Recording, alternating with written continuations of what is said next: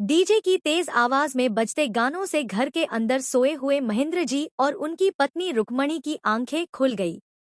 एक दूसरे से नजरों को चुराते हुए दोनों के मन बड़े बेचैन थे।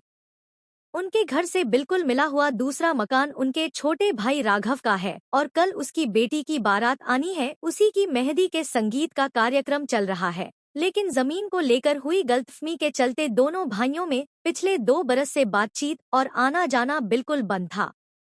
निसंतान महेंद्र जी और रुक्मणी जी छोटे भाई के दोनों बच्चों को बिल्कुल अपनी संतान की तरह ही चाहते थे, परंतु जमीन के एक छोटे से टुकड़े को लेकर पंचायत भी 2 गुटों में बंट गई, मगर कोई हल नहीं निकल पाया। दोनों भाइयों की एकता और प्यार देखकर कुछ पड़ोसी बहुत जलते थे और उनके हृदय पर सांप लौटने लगते। उन्हीं लोगों ने मौके का फायदा उठाया और दोनों भाइयों के बीच की खाई और गहरी कर दी थी। महेंद्र जी टहलने के लिए बाहर आंगन में निकल आए, तभी उनका ध्यान शादी वाले घर की तरफ गया और चौंक उठे। पत्नी रुक्मणी को आवाज देकर बाहर बुलाया। खुद भाई के घर दौड़कर जोर से चिल्लाए, बंद करो ये गाना। सभी हैरानी से उनकी ओर देखने लगे। छोटा भाई गुस्से में बोला, वाह भैया, अब ऐसे बैर निकालोगे क्या?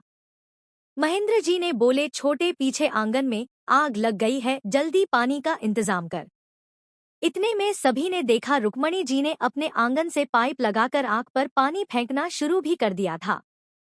फिर तो आनन फानन में सभी मेहमान सुरक्षित स्थान पर भागने लगे। सभी को आग बुझाने से अधिक अपनी जान बचाने की पड़ी थी। पीछे आंगन में बारात का खाना बना रहे एक हलवाई की गलती से वहां रखे ईंधन ने आग पकड़ ली थी और घर के एक बड़े हिस्से के साथ साथ कल आने वाली बारात के लिए बन रहे खाने को भी अग्नि ने भस्म कर दिया था।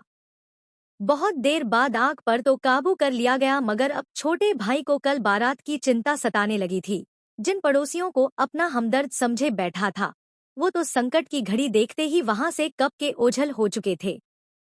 तभी एक स्नेहिल स्पर्श अपने सर पर महसूस किया तो देखा बड़े भाई महेंद्र जी और रुक्मणी जी खड़े हैं। उन्हें देखते ही छोटे भाई के आंसू निकल पड़े और रोते रोते बोला, आज अगर आप नहीं होते तो पता नहीं हम लोग जीवित बच भी पाते या नहीं, और अपने भाई से लिपट गया।